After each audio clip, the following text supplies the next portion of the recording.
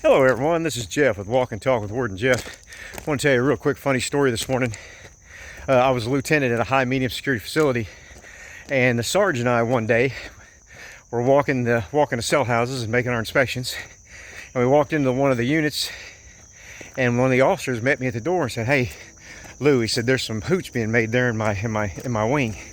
I said, "Okay." I said, "Let's go get it." He said, "Let's wait." He said, "I really would like to find out who all's involved in making it, and who's." I said, "Okay, well, we'll do it your way." Well, he had already seen the hooch early in the morning. He saw it in there in a big plastic bag that was hidden behind a bunch of things. He said, and it was about to bust. He said that bag was really was poofed up.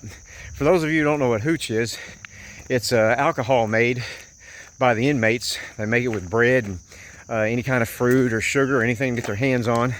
And so it'll ferment and it makes alcohol. Some was really good at it, some was not. Well, these boys was rookies.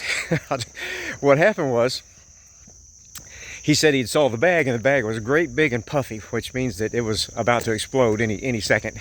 It's happened several times.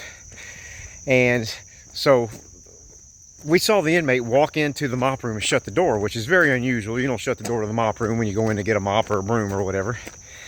And so me and the officer and the sarge walked in. We stood there by the door, there by the mop room, and we didn't leave. Every now and then the door would creak open. He would peek around to see if we were still there, and we were. We didn't leave. We was wanting him to come out so we could talk to him. But we wasn't going to go in and get him just exactly yet. Well, he did that 2 or 3 times, and then the door opened. He came out, and the smell of hooch behind him was tremendous when he opened that door.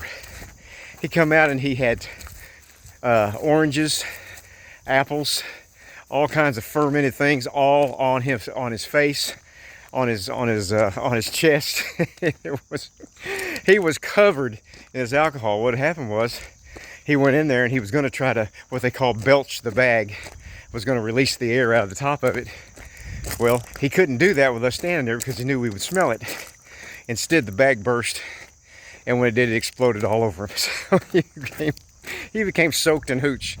So he just walks out of the room just defeated. He backed up to me and said, "Okay, Lou, I'm ready to go." He knew he was going to segregation. I said, "No, you're not going to segregation yet. Not till you clean that mess up in there." So I made him clean everything up in the laundry room. I made him clean everything up. I made him go take a shower, pack his own property. Then I took him to segregation. So it was he got a double-edged sword there. He got busted for the hooch, and it drowned him. But anyway, it was funny. It was a lighthearted moment. But at least we caught the hooch before it hit the cell houses, which drunk inmates are never good. So I hope you enjoyed the story, and I hope you like, subscribe, comment on page. Have a great day.